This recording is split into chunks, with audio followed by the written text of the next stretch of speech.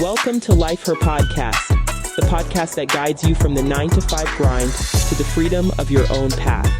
Discover how to conquer life's challenges while pursuing your passions with unwavering faith. Because being an entrepreneur is not easy. So let's get to it. Hey everyone, I am Yvette Lloyd, host of Life Her Podcast. We have an amazing guest with us today, Debra Smith, to the show. And Debra is a holistic business coach, women's health advocate, and a musician who's made waves in the wellness industry. After starting her career in New York arts of nonprofits, she pivoted to create a New York's first mobile juice truck serving high profile clients and companies. Now, through her coaching program, Mindset to Market and podcast Girl Makes Fire, Deborah empowers women entrepreneurs to build profitable, heart centered businesses. Deborah, it's a pleasure to have you on my show. Hey, girl. Hey, thank you so much for having me. I'm so happy to be here. Yes, I'm excited about this interview. I love everything that you do. You have a beautiful spirit from before this podcast has started. I love talking to you in the Yeah. beginning. So Oh, thank thank you. you. Thank you. So, Deborah, you started your career in marketing and communication for large arts nonprofits before diving into holistic nutrition. What sparked the shift, and how did you realize it was the right path for you? Yeah. It's a great question. I was young, living in New York City, doing production jobs part-time, like gig work kind of, but I was really good at the tech stuff. So I got kind of sucked up into some not-for-profit companies that needed extra help. Next thing you know, I'm working full-time, moving up and up. And I Mm, spent 6.5 years, I think, working for two different major, like big production companies. One was a dance company and the other was a fine art company that did public events. And so I wound up in the role of communications, helping them like really on so many different ways, like with event production, coordinating all of the publications that would be circulated, like putting together at the time websites were kind of new, right? So helping build these archaic websites like Learn in Java Text and I would design and print newsletters. I would just do whatever communication looked like at that point. And then sort of towards the end of that, I wound up I had an opportunity to meet with a person who was launching a brand new email marketing platform and was looking for companies to test it out with. So I met with this guy, and it was basically MailChimp, but light. It was like the first iteration of this platform that could collect emails and do marketing that way. And I wound up integrating that tool into these like super archaic not-for-profits that were like everything was on, handwritten on notepads. Like it was like, they didn't have the funding for high-tech things. And we wound up like 10xing their event production or their event, like sales of tickets for their shows and things like that. And it clicked for me that this was a way to do one-to-many marketing that was going to be revolutionary. And so I've kind of been on the tech side of things forever. However, production life in New York City is sort of relentless. And even as like a very young woman, I was 26 or 27 when I started to realize like something was out of balance in my body. And, I was like 30 plus pounds overweight. I was like bloated. I had really dry, irritated, itchy skin. I was just like not happy, not comfortable. I was eating very unhealthy. I just had bad habits all around. I just wasn't behaving in a healthy way. And it was nothing different than I'd done my whole life. It was just starting to pile up. And this between stress and poor health habits, I was like getting kind of sick. And so I just serendipity, a friend invited me to a yoga class. I met a woman there that I started chatting with. I was kind of telling her I wasn't feeling so good physically. She recommended, listen to this podcast or listen to this speaker.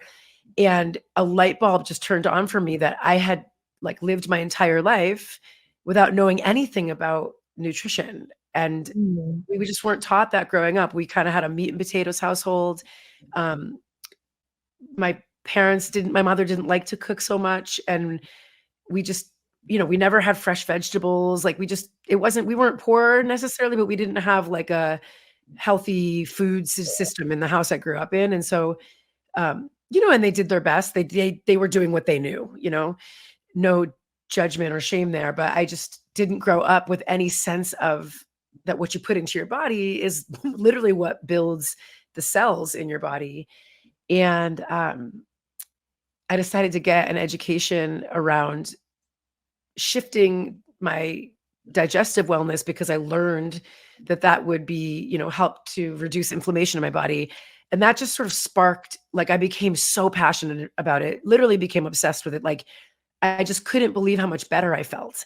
I kind of transformed my life by just changing the way that I was eating and reducing toxins that I was putting into my system, changing up the inputs, right? And so I started getting like really good results.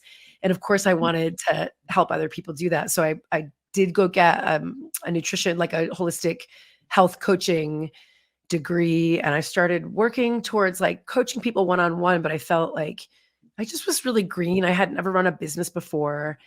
And I felt a little uncomfortable coaching people because I was young, I was like, it's hard to coach somebody when you have very little experience. And so I partnered up with a woman who went to the same school as me. And we had this idea of like, rather than like trying to convince people that they need a health coach, which at the time was kind of not a thing yet, like health coaching was still kind of being done in small underground circles in like, the library or something. There wasn't, and you have to remember too, this is like 2006. So it's like pre-social media. I mean, nobody even had personal websites yet. Like technology wasn't doing what it does now. Yeah. And my partner and I decided like we needed a touch point for people. So we had this idea of putting like a juice bar in the park, like a lemonade stand. Like you could come up and roll up to the thing and just kind of like get your fresh juice. And then we would have them there tasting this delicious fresh thing, feeling the life force. You know what I mean? Like we were like, just imagine they'll be drinking this, sipping this green juice. And then we'll be able to tell them like, hey, would you like to come learn more about how you could transform your life? Like, we thought that would be a really good hook. Like we'll hook them in with the like fresh juice. And we just started pulling the thread. And once, we figured out, well, you have to get a certain kind of permit to sell food on the street in New York. We just kept unraveling it. And we discovered a gap in the market because there was no gourmet food trucks. There was no mobile, access to health food. And so we had this ambitious idea that we could, basically take the ice cream truck and transform it into like this little zone of health and wellness, which is what we did. And that was the beginning of a 14-year-long wellness company with the core unit of sale being food, right? We sold actual juices, smoothies, salads, wraps. And so there was an easy touch point. There was like a place for people to come, meet us, and then start thinking about these bigger things. Because at the end of the day, like nobody wants to talk about changing their, the way they eat. It's an uncomfortable, it just feels like an uphill battle for people to change the way that they eat. So this made it a lot easier because we were actually just like able to give them a taste of something. And of course, anybody that starts eating, healthy, fresh foods, so suddenly you can feel it vibrationally. So it wasn't a hard sell once they started eating healthier, Yeah, definitely. So when you're leaving your role as a communications director to study holistic nutrition, that is a bold move. It's a bold move. And it was a leap. I was like, I don't know what's going to happen here. I just know my role is bigger. It's now funny because all of that early young life work that I did is like a regular part of how I coach my clients and work with my clients today because of that experience, like understanding sort of the larger broad strokes of how we can gather people together in spaces and have these one-to-many opportunities to share, sell, whatever you want to call it. So I do still like tap into that what I learned in those jobs. But I just felt like a true like a nagging in the back of my head, like, you have to do this. And I think everyone feels that at some point about something in their life, but we're not necessarily always feeling like it's safe to take a risk and take a leap of faith. And for me, it was propelled very much by being like, I had to face the music. Like, I was not well, physically well. So Right. I decided I was gonna put my health at the top of my to-do list.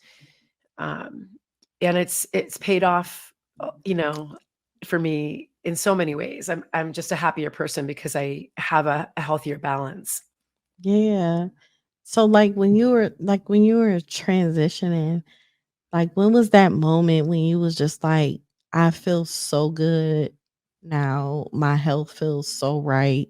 I really want to make other people feel this way. Like when would that transition hit you personally when you felt that you had the energy and everything to help others? Because sometimes we are scared to take that leap because we don't feel like we are right first.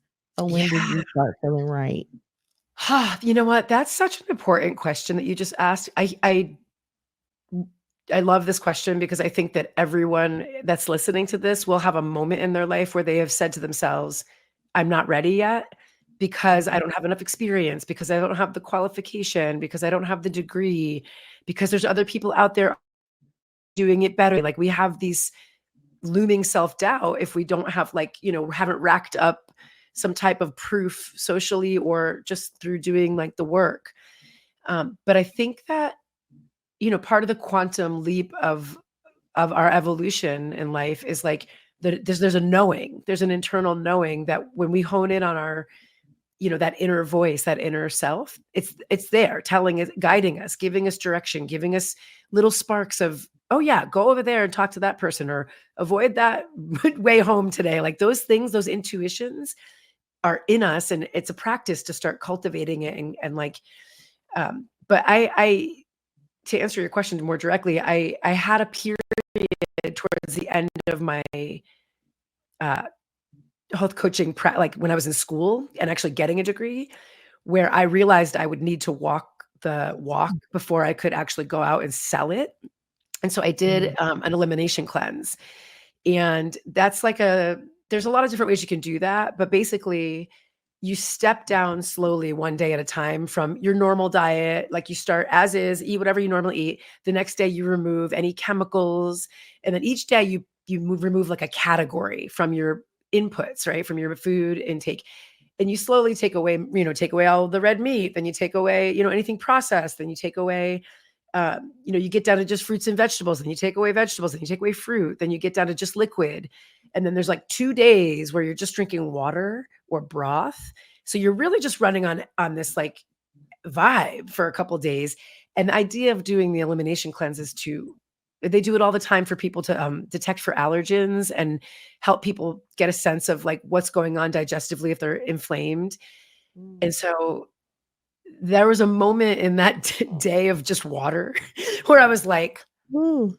I feel amazing. Like, I was like, how is it even possible that I feel so alive and so like energetic and so perfectly fine? And I'm literally just drinking water all day. And I spent the whole day just like trying to reconcile that and think about, like, I had the energy to go do whatever I needed. And my sort of the solve for that for me was, we have so much more life force than we understand.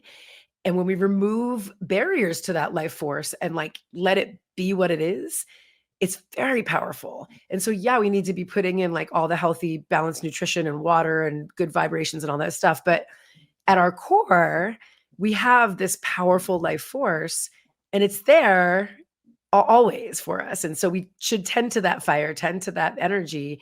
And I think like succeeding at doing that and having this like moment of like, well, I've been through this, so I can really speak about this. Yeah. It really gave me the confidence to go talk to people about the power that they have to make a choice about how they want to feel. And that is, I think, the mindset that needs to get worked on. So with any change that we make, whether it's food related, if it's something inside your business, whenever you want to make a change in your life, it all begins inside of our mind. We have Yeah. these supercomputers sitting on top of our bodies, like that so much is possible. Like you said earlier, the possibilities for us are endless. And it all begins in this belief system, like whether we believe that for ourselves or not. So if we Yeah. can tune our mind to the possibilities, then they're truly endless and exponential. And there's so many good examples out there in the world of people who have like, transformed their own life, transformed millions of other people's lives through the power of, envisioning that for themselves, believing in it. And then that, I think when you know it, when you feel it in your mind, when you just know it, it's Yes. really easy to inspire and help others take that step. And I think a Oh, lot of yeah. it is just it's so much of it is just mental. It definitely is. A lot of it is. It's just us actually making that happen. Yeah, yeah. And so I think people love like a good step-by-step process. And like it's funny now to be on the coaching side of it from the point of view of like, many, many years later, having, run my own business for so many years. And basically the entire, the juice truck was like an amazingly powerful rolling billboard because it wasn't the Seriously. most profitable. It was actually the juice truck was not a profitable arm of that business. We didn't turn a profit that was like a holy cow, we're making money until 5 years into that business. It was like a Ooh. really, really rugged start. Like we were not we made a lot of money, but we spent it all, right? Like just to keep the business running and to Build hire it. people and permits and fines and all kinds of like just learning how to do it. We were just like in the tumbleweeds for years. And then around year 4, I started to go like, okay, there are patterns forming here. Like if I got rid of 25 items on the menu and I only sold this one juice and this one smoothie, let's find out what would happen. And like, you would think when you make, like eliminate items off of a menu, you would lose customers and lose, but the opposite happened. People were so like, they had so fewer choices. They got really excited about not having to think as hard. They took our recommendations and we eliminated a lot of like, unnecessary extra cost, having tons and tons of Mm. specialty items on the menu. We narrowed it down to like a couple of really like, consistently top selling items. And our finances, like our income and our profit Right. margin started to just grow and grow and grow and grow and grow. Yeah. Really good lesson. Like niching down, people don't ever want to niche down, especially at first. But in this case, it was like the difference between like turning a profit or not. And then, Wow. you know, I just it took a little while to get to that point, to see it from a distance and be able to say like, okay, we need to, shift the way that this business is operating. Yes. And you know what's so crazy, Deborah? It's like it's pretty dope that you even just said that as far as you making profit within the fifth year.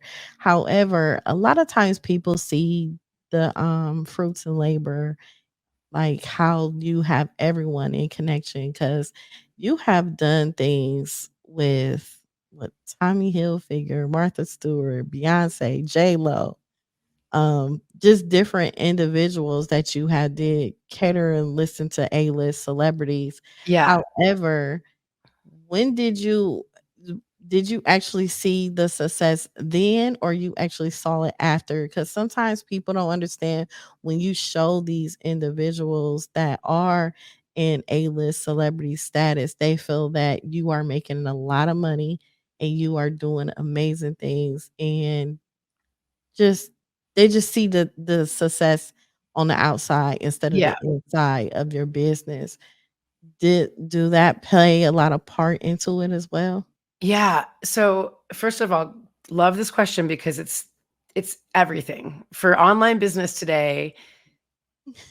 So for listeners, I now only operate online as a business coach. And one of the things that I talk about literally with my clients, literally every day is like the entire facade, the vanity of your business literally does not matter. The only thing that matters is the core engine set up to sustain your healthy lifestyle and can you move the needle for your clients or is your product or service over delivering so that you are like creating this perpetual motion to like eliminate the stress of doing business and create this sort of compound interest of building great relationships. And this veneer of like, yeah, we've done business like as a company that got hired to cater. We were inside like a fashion district building in Chelsea in Manhattan. And so we were physically present in this building where Marc Jacobs, Tommy Hilfiger, Martha Stewart, all of these like where they actually worked, like where Tommy Hilfiger and I have met in person more than once because I made juice for him, like because his office was down the hallway from literally where the juice truck was parked. And so we had lots and lots of celebrity interactions, lots and lots of opportunities to make food and healthy beverages and stuff for people's like company events. And I've done multiple Martha Stewart symposium events when I've met her several times. And man, is she powerful and intimidating and awesome. I'm like a big fan. She totally was like, she gave me like she cross-examined me on my juice. She was like, when did you make that? Because I served her a juice that I'd already made, but I had made it like 10 minutes earlier at the juicer, but she just didn't see the juicer. And so she thought I had been sitting around, and she was like, when did you make this juice? And I was like, oh, I just made it. And she was like, and what did you put in it? Exactly what ingredients and where did you get them from? Like she grilled me on my juice. And I was like, I felt like I was playing ping pong. I was like, I got you, Martha. It's fresh. I got it from the organic farmer this morning. Like, I was like, yeah, girl. And then she took a sip and was like, okay, it's really good. And I was like, hallelujah. But, all of that stuff is like really fun to talk about with your friends at the party later on, but that doesn't mean anything. Like it does help word of mouth get you more jobs like that. But the catering gigs, like there's a ceiling of what you can produce because it's physical production of food. And particularly with juice and that business, it's a lot of heavy in, heavy out, right? A lot of volume, giant cases of cucumbers and apples and beets, spinach, everything has to be fresh. Very, very slim margin of profit. And then everything's expiring within a couple of days. So you better sell it. So I learned how to hustle, and it was fun and it was good. But like all of those, like, yes, the celebrity encounters and like the high end, like flashy brands, it helped us because it would just people with word of mouth, we would just get more and more gigs, but it did not necessarily affect our bottom line. And here's the real uncomfortable truth is that it burnt me out. It really, really burnt me out. Doing so many things, saying yes to everything, people pleasing because they were like, important people, like saying yes to gigs that I did not want to do because I didn't have the time or the energy and it wasn't going to be that much money, but it was like so-and-so's business or so-and-so's boss and we got so wrapped up in like that culture of sort of showing ourselves, but not necessarily profiting from it. And if you're not, number one on your payroll and you're not taking care of your body, your health, getting enough sleep, feeling imbalance in your body, then it can do serious damage. Like the stress of running a business with a high volume like that and like high stakes, it's pretty stressful. Oh yeah, I already know. It definitely is a lot stress. Yeah. So when you tell us about your juice truck of pilot and co-producer of Danny DeVito, and what was the experience like when you did learn from it, and even though it wasn't picked up? Yeah. Okay. So yeah, this is a fun story. So basically, my cousin is a writer who works for the American Film Institute in Los Angeles, and he and I used to joke around a lot about the juice truck because like the juice truck was ridiculous. I'll send you a picture so you can see what it looked like. It was like we had a local graffiti artist spray paint it. And every year for 10 years in a row, we would have a contest with like street artists and have them just repaint it. Like whatever graffiti, all different types of art went on the truck. Like it was like a rolling work of art. And all we, and inside it was like all women that worked for the juice truck. And everybody was like, just young girls in their like summer, like just party outfits, like selling juice. Like it was kind of a wild situation. In the first couple of months that we opened our business, we got like heavily threatened by and basically attacked by the Mr. Softy truck in the neighborhood. They slashed our tires. I mean, we spent thousands and thousands of dollars on new tires. Like these guys would come for our truck and slash our tires. Oh my God. So it happened so many times. I'm laughing about it now, but at the time we would like cry so hard. We would like, I mean, it was like me and this other woman were the only women that owned a food truck in all of New York City. At the time, there was no other female food truck owners. It's a very cutthroat business. It's not for the faint of heart. I wouldn't wish it on my worst enemy, to be honest with you. Wow. It was fun because we were young and we could handle it, but we were scared a lot. We had people tell us they knew where they lived. If they saw our juice truck in the park, they were going to. And basically, these ice cream truck guys, they have their route, and if you show up on their route, you're on their turf, and you're taking, they'll tell you that you're stealing food out of their baby's mouth. So Wow. we got threatened a lot, and so my cousin was like, "That's amazing, like that's hilarious. Like I can't believe that you girls are just out there slinging the juice and trying so hard to like do health." Like something healthy, and people are attacking you literally on the street. Oh my God. So he just started writing this, like worked up a pilot and came up with like, other characters. And a lot of them were based on the characters of the people in our actual business. And he pitched it to a couple of people that he was working with. One of them happened to be Jake DeVito, which is Danny's son. And the two of them own a production company called Jersey Second Avenue, I think, or something like that.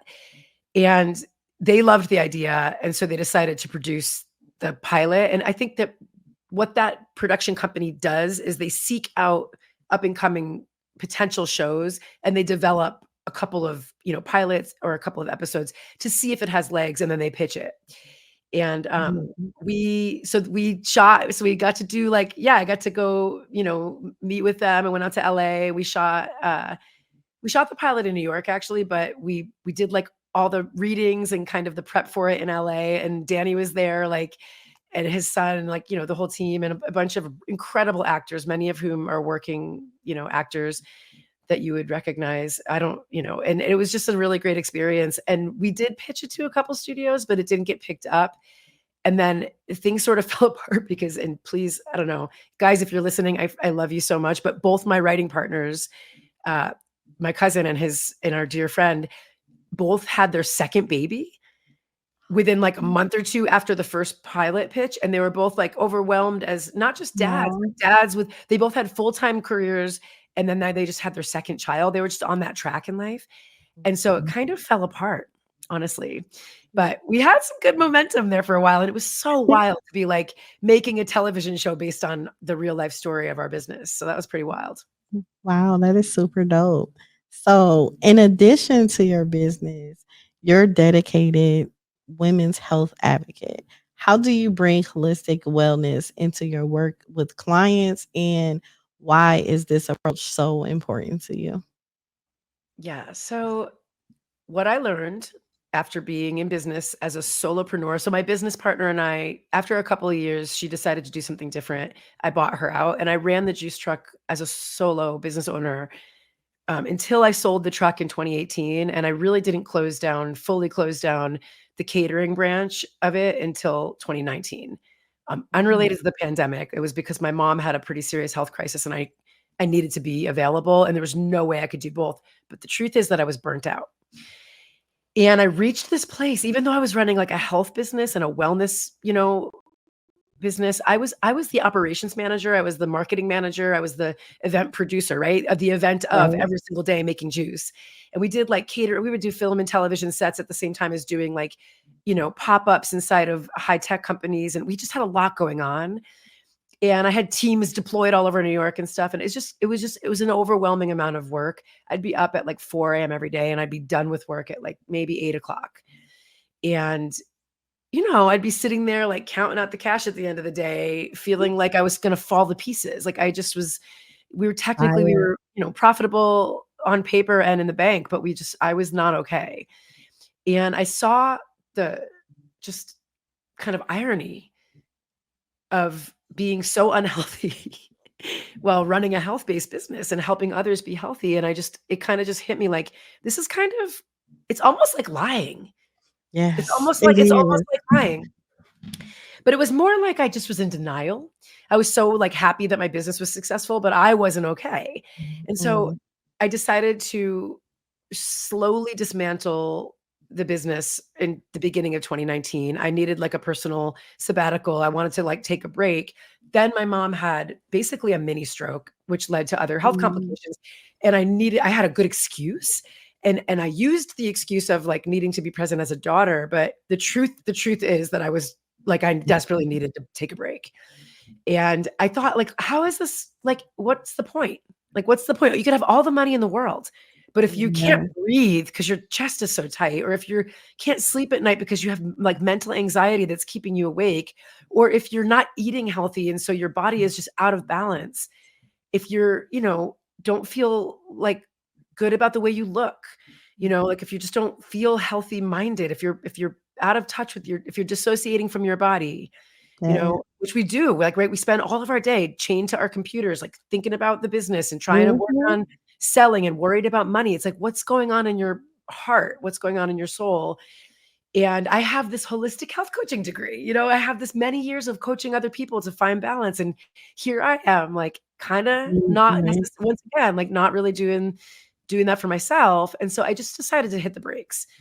And now, the first I worked on myself, the first thing I did was kind of give myself like a sabbatical. So I decided to take the middle of 2019 to the end of the year off. I had the money saved and I could just be a health advocate for my mom. And in that time, in that period of rest, the things that I experienced, like the sort of coming back into my body and the opportunity to heal, like the peace of mind, the quiet, the sort of like eliminating all the riffraff of the busyness of the business.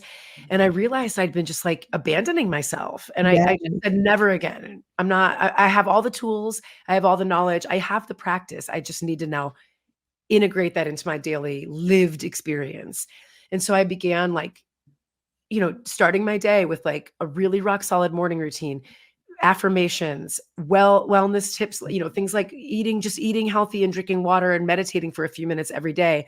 And I just felt like, once again, I felt like this new person and back to my holistic roots. And it's like, okay, this is what we need. Like, and I thought, what about other business owners out there who are like, who think this is what it's supposed to be like? And it's not. And it's not. Like, you don't have to be broken down at the end of every night and exhausted. You don't need to be having like tremendous mental anxiety every single day. You don't have to please every person that wants to do business with you. Yep.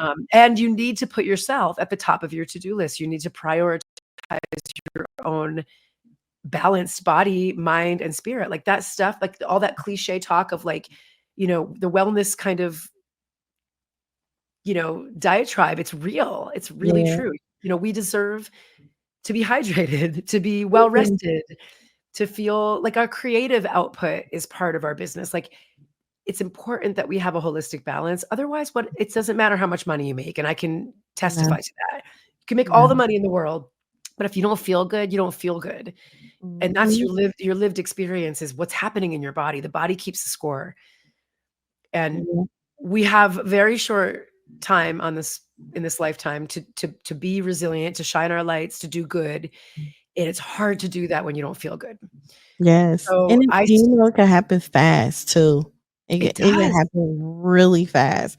And it's so crazy that you're saying all of this because but I just started back podcasting for my season 4. I haven't even been in it that long just yet, but I took almost a year break Oh, because back in 2019, I lost my mom, and a year later, I lost my husband, no. and I didn't take a break in between. So I made it my business last year to actually just take a break for a long time, and I just really started back recently, and I don't think people understand how you could just tear your whole body apart. I had gained weight like extremely, I mean, pounds, like Yeah. over 100 pounds I had gained, and it was more like internal.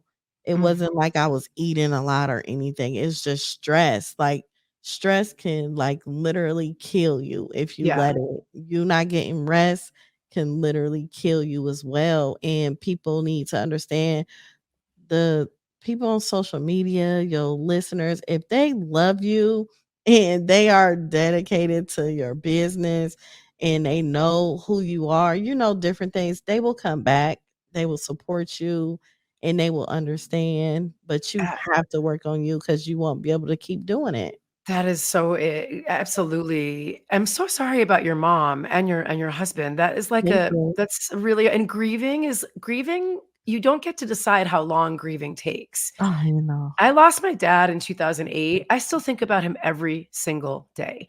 And Yeah, and that also that informed my, my choices around how I want to be in this lifetime, because he died of yeah, cancer.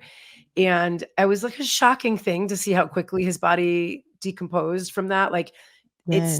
it's not, yeah, it can happen quickly, like you said. Very fast. Life So is short.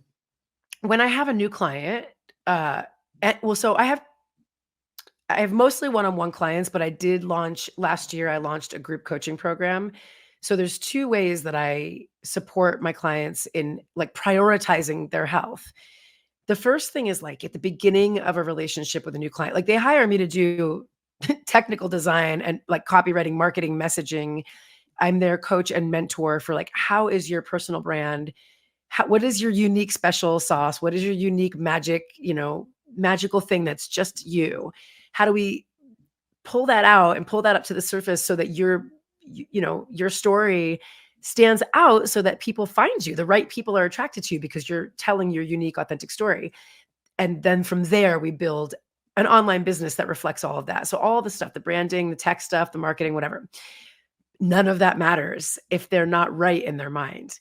And so we True. start the whole program, like my coaching program with these clients starts with like a wellness check, like a kind of run Yeah. them through. Basically, I run them through the first step in my holistic health coaching uh, program, which I ran for many years. So it's like, are you where in these holistic wheel are you feeling out of balance? Because it all affects each other. So like I have a wheel of life exercise that I give to them, and they do like a dot on the wheel for, wherever they feel like how well they're doing. A dot close to the center is not so good. A dot close to the outside of the wheel is very full and, feeling fulfilled. And they Yeah. just visually connect the dots, and it shows them a snapshot of how they feel about their own life. And then whatever areas are out of balance, we aim to put a little extra support around that during their coaching program. So, and then regardless of if food and nutrition is one of those things, we also work out like a meal plan and the kind of foods that are going to be suitable for their metabolic body type, their macros. Like I just have a ton of experience with that. And that's a special offer that not a lot of people can give to their clients. So, I mean, except for nutrition coaches, but so it's a nice thing to say, oh, my business coach is also helping make sure that I'm eating breakfast, lunch, and dinner, and that it's foods that are actually good for me. And we figure that out together. And so now we don't like take that. I'm not like every single week, like, so how did your meals go? But they can check in with me at any time about, that reality of how their body is kind of feeling as they move through the very intense process of stepping into entrepreneurship and really like kind of leveling up to be in a place where their nervous system can handle like financial True. growth, responsibility. Like if you're going to become a millionaire, ladies, let me tell you right now, your nervous system needs to be at capacity to handle that. Because if it's not, you'll just lose the money like just quickly. Like we need to be able to receive and hold space, and money is just another form of energy, just like food. So we start kind of taking this holistic look at like, not just what are you going to do as a business owner? How do you want to be a CEO? How do you want to be how are you going to show up on the online space? What are you going to sell? Right? It's like, how do you want to feel? How do you want to feel in your body?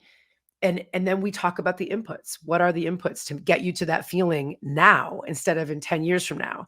Like you Yeah. could start feeling that way right away. You could start feeling that way next week, in 2 weeks, if we can slightly adjust the inputs. And it's not just food. It's like, what's the self-talk in your mind?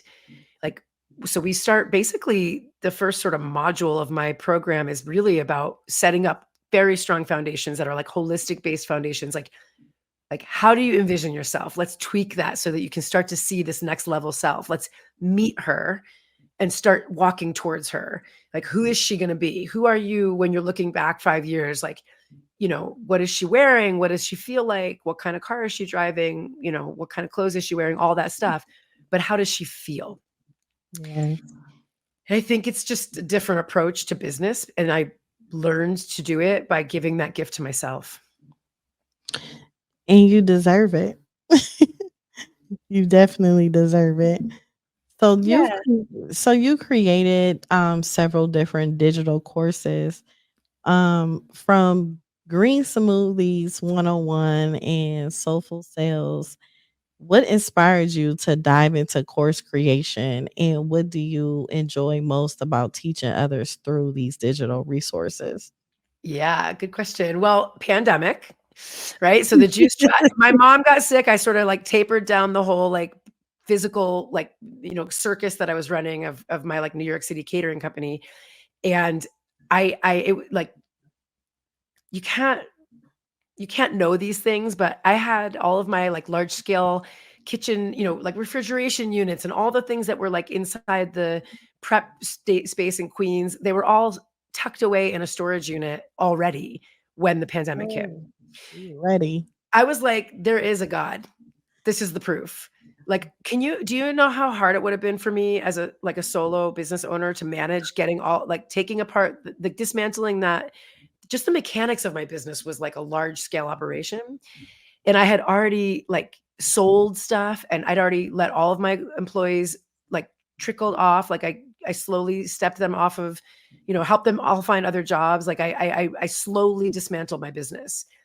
And it was all tucked away when the pandemic hit.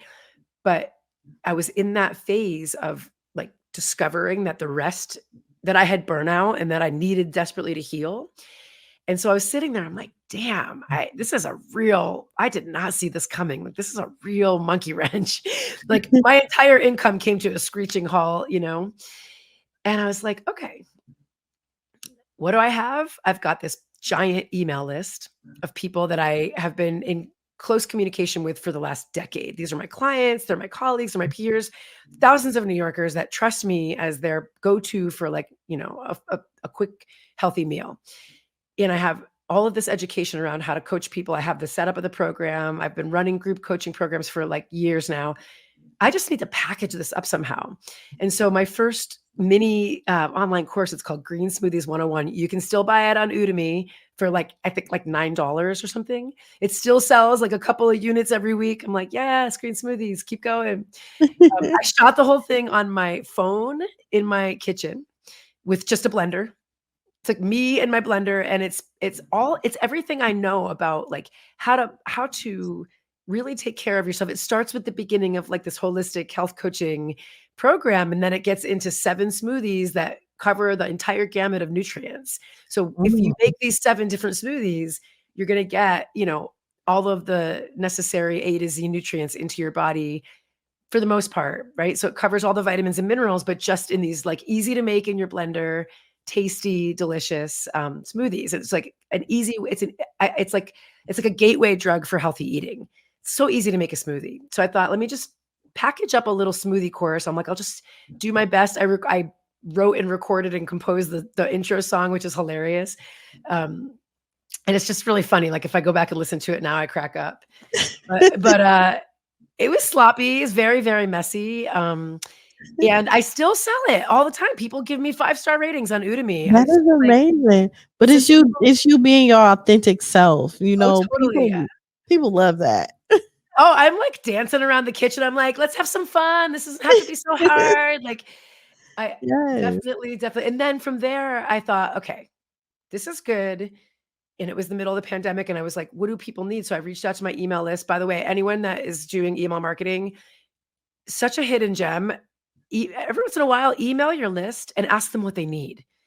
If you're not doing that, it is a gold mine. They'll tell you what they need. If they trust you and you have a good dialogue going with your community, I've done this. I do this all the time. I'll be like, hey, I'm sort of feeling like maybe I want to create something to kind of support this little thing. When I say that, what do you think? And what do you need? And people always give me feedback. So anyways, I reached out and people were like, so many women, especially, we're stuck inside the house. We're afraid to touch our groceries. Like we're afraid to go outside and breathe in like a deadly virus. And I don't know how to cook and I don't know how to eat healthy, and I'm getting depressed and I'm eating like takeout all the time. And so I created an online plant-based cooking course called Plant Powered Kitchen. So proud of that. That's a much more robust it's like a full multi-module course. And for that course, I actually did Amy Porterfield's Digital Course Academy. I don't know if you're familiar with her. She's kind of like, she's like the queen of digital courses. I took her training, and Wow. it was helpful because I had done an okay job with my first course, but this gives you, it just gave me a structure to follow so that I could do a better job at putting together like the curriculum and, you know, how to really like shape it. So that was cool. But I at the same time, I had all of these other women who are in the wellness industry, my friends who were yoga, you know, yoga teachers and massage therapists, and they're out of work, right? They were like, I'm out of work. And I was like, oh girl, start an email list. Like all my money is coming from my email list. And so I started doing these like salon gatherings online on Zoom where I just told any of my female friends, like, hey, you want to come join and learn a little bit? I'm teaching for free on Wednesday night. And that slowly just turned into a thing. And I realized like there's so many women out there who don't know anything about technology, who don't know how to use the free tools of the internet. And I'd been doing that to run my business for years. So I was like, oh, okay, let me help these women make some money. And it lit me up. I was like, this is like, I'm passionate about helping women eat healthy. And I will continue to fold that into all of my coaching offers. But like helping women tap into their dream and make it profitable online, like that's just like, I love that. It's like every single time I meet a client, like I do my client sessions and I'm like, I just feel so happy. I feel so excited that something that I practiced for the last decade is now helping them make money, taking their dream, their unique, special brand of magic, their personality, their skills, their experience, and turning it into a profitable online business. Like I'm so happy to be doing that work right now. It's That really, is amazing. and it's a good, I'm loving this. yeah, a major growth period, like online digital, like assets and digital educate. The online education space is skyrocketing. It's growing faster than almost, it's like, it's up there with like, you know, industries like oil and like, or like, you know, or not oil, but the opposite. Oh my God, not electric cars, but yeah, like hydroelectric. Hydro. You know what I'm saying about AI. AI, right? But the online education space is growing. Yes, it is. For everybody. The internet, it's like the Wild West still. I mean, we still have not regulated it. Like anybody could grab a piece of land, get yourself a website or not, just get a URL and forward it to your email marketing service provider and start building your little community. Just carve out your little space on your little corner of the internet and just shine your light, grow your love for your community. And yes, sell something that makes you money and do it with love and integrity and from a soulful place. And it's like, it's good business. It's good business. It's fun. It's fun. It's fun. There's so many opportunities. Like we're doing this right now. We get to meet and become friends and like expand our worlds. Yes. Yes. So tell me, what's next for you? What do you have coming up? I am coaching a free end of year event that this is going to be my fourth year. It's called Plan and Envision 2025. And I do this at the end of every calendar year. I started doing it for myself when I ran the juice truck. And it just revolutionized my business. And so what it is it's a very, very thorough step-by-step calendar and like roadmap event. So we get together on Zoom. It's 90 minutes to 2 hours with questions and answers. It's free. And what we do is I walk everyone step by step through like an annual review. We do a look back, what worked, what didn't work. And so I basically guide people through journal prompts and like short sessions where we kind of step by step figure out what do you want to do with the coming year for your business. And it gives entrepreneurs this opportunity to like really cast a wide net, think really big. So I prompt you through, and then at the end, you actually get a 12-month calendar and we start to kind of plot out like, okay, if I launch in February, this new coaching program, that's a month long, you know, let's say a 30-day runway to launch, then I'm in it for, okay, so that bucket is the launch window. Then that bucket is when I'm delivering the program. And you can start to project financial growth, right? 'Cause you start to say like, okay, it's a numbers game. If I want to make, if I want to have a $20,000 launch of a product and I'm charging $1,000, then I need 20 people to sign up for that thing. If I want 20, I should invite 250 or, 1,000. Like you just do the numbers and then you start to go, okay, then I need to do an ad that reaches 1 million people. It's like you kind of work backwards from like, what is my plan going to be? And when you do it that way, then you say, okay, so what I really need is a Facebook ad that can run every day at $20 a day for like X number of days. I need a budget of, and now you have a financial clue about how you're going to get that 20 people and make that 20,000. And it's for people who are just starting out and don't have a huge budget to invest in their marketing, mapping and getting clear about where you're going to pull together. Because if you know that in February, you're going to need an extra $1,000 for your Facebook ad that you're going to run, well, guess what? Now it's December. You've got 3 months to like, just don't buy that $3.50 coffee each day. And you're saying, you know what I'm saying? It's like, we can start to think strategically about how we spend our money, where we put our focus. And so anyways, plan and envision. It's December 1st. It is conjunction with the new moon, which is an incredible time. It's the beginning of a lunar cycle. I'm a little bit witchy that way. I just love to do things on the new moon. I love to get together with people and be like, what intention are we setting? And so this is like a big intention setting. It's a very thorough and super like productive 90-minute workshop. So everybody is invited to come to that. I'll give you the link. Yes, I'm coming. That's happening. Yeah. It's also fun. It's like, bring your snacks, bring your favorite beverage. Let's like get our like business caps on and like think big. And then, we can break out and talk like, okay, what are you thinking? What are you thinking? People collaborate. I've had people email me like halfway through this year and be like, girl, do you know I'm still using the calendar we did last year? Helpful. And it really helped me because what you do is you do the look back, right? And you say, you know what?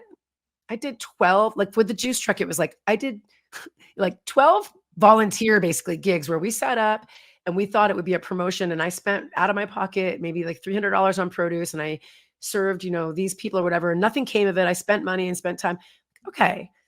This year, I'm not going to do 10 of those. I'm only going to do 1. You know what I mean? Like, so I just to be able to review and say, what didn't work for me? Like I drained myself doing that.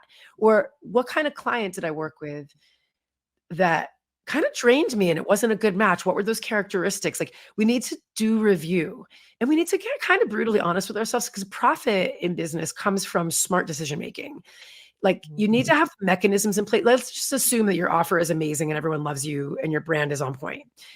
Even with all of that in place, you don't make a profit unless you're making smart decisions because you have to invest in marketing. You have to invest in personnel, so I think looking back and reviewing kind of what worked and what didn't is such a good process. And it's just a healthy way to kind of trim some of the riffraff out of your business and say, you know what, next year, like you can look and you can say, well, that's where I made all my money. So I'm going to do more of that and less of that. And then we literally map it out. Mm-hmm. So tell us about Girl Makes Fire. Yes. Oh my God. So I wanted to start a podcast like 3 or 4 years ago and I hemmed and I hawed. I think I thought like, I don't know what I thought. I'm sure anyone that's ever started a podcast had a period of self-doubt where they were like, I don't know what I'm doing.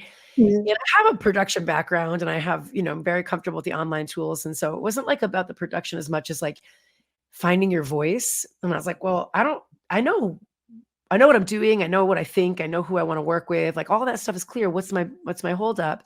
And I procrastinated, man. I had so many excuses. And then at the start of this year, I made just a decision. I said, you know what? I put it on my calendar from last year. I was like, in the new year, I'm starting my podcast, come hell or high water, no matter what. And I kind of right up to the day before I recorded my first episode, I didn't really know what I was going to do, like how I wanted to, did I want it to be like, how-to sessions or inspiration or what was it going to be? And I think I'm still kind of curating that like really perfect series and voice. But what I knew is that I wanted to tap into the innate creativity that is the essence, the core essence of the small business owner, the entrepreneur, the soulpreneur, that there is this thing inside of us that believes in our dream, right? And there's this fire burning inside of us. And I started thinking about how if you talk to like an anthropologist, they'll tell you that one of the most defining moments in the history of the evolution of man, where we become powerful and like more having, more control as beings in the world, is the moment when man first discovers fire, right? So a Paleolithic Right. caveman, probably they say what happened is he was probably lucky enough to see lightning strike a tree and catch fire. And so now he becomes aware that this electricity exists, that this fire is possible. And immediately, like his frontal cortex begins to like grow and develop, right? He now knows about fire. Now he's got to learn how he can make fire. Can he control fire? And as this caveman like gets to the point in the growth of his brain, literally, where he can make his own, like scratch together two sticks or a rock or whatever and spark a fire, that changes everything for the history of our species. Because with Yes. control of fire, we can clear land, we can ward off enemy animals that would eat them, like a lion or a tiger. We can protect our family, we can grow food now, right? Suddenly we have Yes. so much power. So I was like, I well, I want to sort of take that back and just re-look at that through the lens of like just the female filter.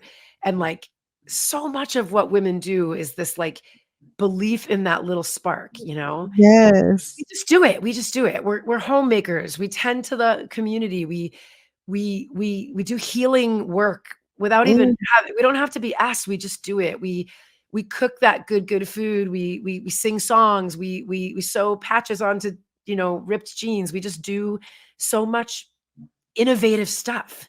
And Yeah. I just think women are incredibly powerful. And I thought, yeah, a girl making her own fire is like the core essence of what I want to like talk about and be about, is like all these women out there starting their own businesses, starting their own podcasts, like changing people's lives by nurturing that spark and building their own little fire.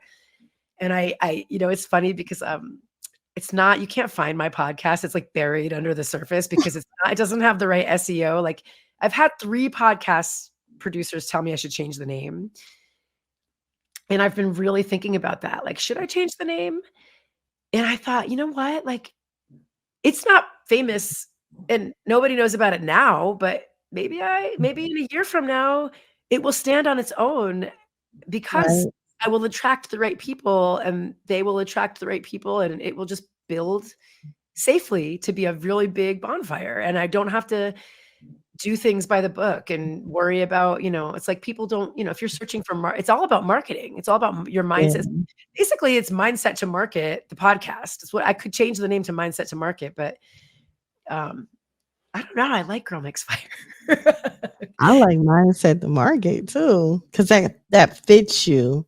Because you're helping people develop their mindset, Yeah. and you also helping them learn how to market themselves as well.